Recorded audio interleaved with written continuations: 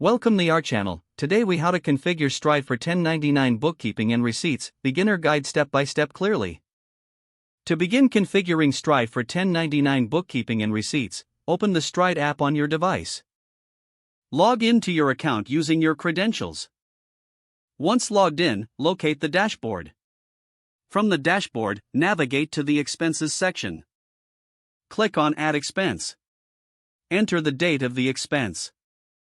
Choose the appropriate category that fits the nature of the expense. Input the amount spent.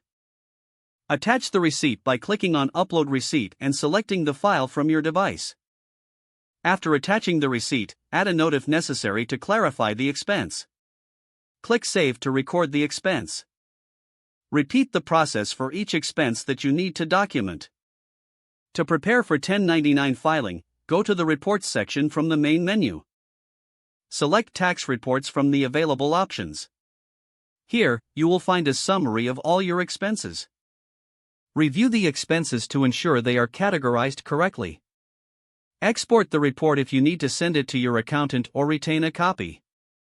If necessary, adjust any entries by going back to the Expenses section. Ensure all your contractor payments are recorded and categorized under the 1099 section. Once completed, review the total amount paid to each contractor. Confirm that all needed information is accurate for the 1099 forms. Finally, save all changes and log out when you're finished. By following these steps, you've successfully configured Strive for your 1099 bookkeeping and receipts. If the page does not load, refresh the browser or try again in a private or incognito window. Make sure you are using the correct email address, then retype it carefully to avoid small typos. If your password is not accepted, use the reset option and create a new strong password you can remember. Check your spam folder for verification or security emails, then complete any requested confirmation steps. Enable two-factor authentication if available to improve account security and reduce unauthorized access risk.